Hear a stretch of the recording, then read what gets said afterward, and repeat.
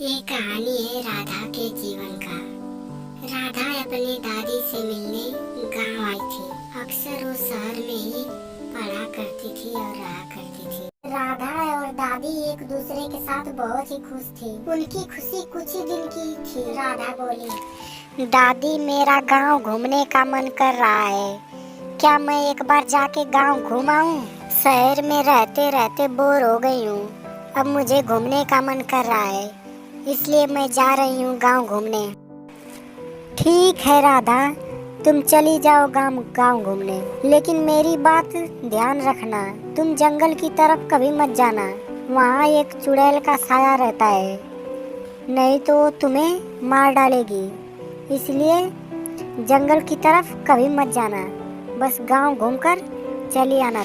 समझ में आई है ना मेरी बात? हाँ दादी, बस मैं गांव ही घूमकर चली आऊंगी और कहीं नहीं जाऊंगी। दादी मैं अब चलती हूँ।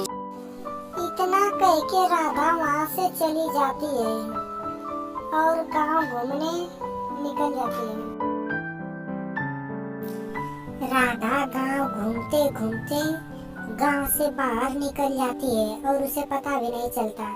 जब राधा गांव से बाहर निकलती है तो उसे आम दिखाई देता है। जब आम को लेने की कोशिश करती है तो आम आगे बढ़ जाता है और वो आम को पकड़ते पकड़ते एक अजीब जगह पर पहुंच जाती है। वो जगह बहुत ही भयानक होती है। जब आम को लेने वाली होती है तभी वो आम गायब हो जाता है। अरे यह आम कहाँ चला गया?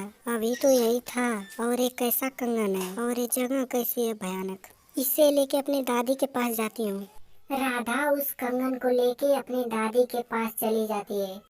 उसे आभास भी नहीं था कि उसके साथ क्या हो रहा है। हाँ, वह कंगन लेके अपनी दादी के पास आती है तो दादी उस कंगन को देखकर उससे तुरंत बोलती है, राधा तुम यह कंगन कहाँ से लाई? यह कंगन तुम्हें कहाँ से मिला? और तुम कहाँ गई थी? गांव में ही थी कि गांव से बाहर गई थी जंगल की तरफ? जल्दी बताओ मुझे, कहाँ गई थी तुम? दादी मैं तो गांव घूम रही थी। गांव घूमते घूमते बस गांव से बाहर निकली तो मुझे एक आम दिखाई दिया। उस आम को लेने के लिए आगे बढ़ी तो आम घुसुक कर आगे चला जा रहा था। मैं आम के पीछे पीछे एक भयानक जगह तक पहुंच गई। जब आम तक पहुंची तो वो आम गायब हो गया और वहाँ पर एक कंगन था और मैं उस कंगन को उठाकर ले आई। आखिर इस कंगन में क्या है? सोने का तो है, हम इसे बेचकर पैसा ले लेंगे। नहीं राधा, तुमने अच्छा नहीं किया। ये कंगन पता है ये चुड़ैल का है। जहाँ से एक कंगन लाई हो वहाँ एक पहले चुड़ैल रहती थी। उसी ने तुम्हें अपने जाल में फंसाकर एक कंगन तुम्हें दिया है। इसलिए तुम उस कंगन को जाओ वहीं फेंक दो, नहीं तो तुम्हें मार डालेगी।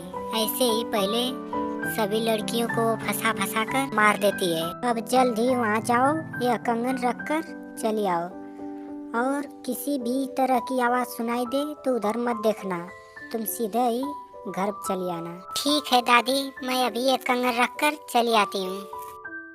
इतना कह के राधा वह कंगन लेकर वहाँ चली जाती है। कुछ ही देर में राधा वहाँ पहुँच जाती है और उसे एक आवाज़ सुनाई देती है, बेटी वह कंगन मेरे पास लाओ, इस घर में चली आओ।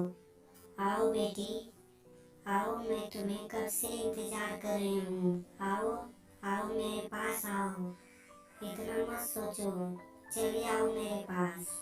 आओ बेटी आओ मेरे पास। देख कैसी आवाज़ है, ये आवाज़ तो उस घर से आ रही है। मुझे जल्दी यहाँ से भाग जाना चाहिए। ऐसा लग रहा है कि कोई मुझे बुला रहा है उस घर में। मैं जल्दी ये रखकर यहाँ से चली जाती हूँ। राधा उस कंगन को रखकर तुरंत घर चली जाती है। उसे नहीं पता होता है कि उसके साथ क्या होने वाला है। राधा वह कंगन रखकर घर चली आती है और अपनी दादी से सारी बातें बताती है। दादी जब मैं वहाँ कंगन लेकर गई तो वहाँ एक चुड़ैल मुझे बुला रही थी और कह रही थी, बेटी आओ मेरे पास आओ। तभी मैं वहाँ कंगन रखकर तुरंत ही चली आई। हाँ राधा बेटा, तूने सही किया, लेकिन वो चुड़ैल इतना जल्दी हार नहीं मानेगी। वो हमसे बदला जरूर लेगी। इसलिए अब हमें कुछ करना होगा।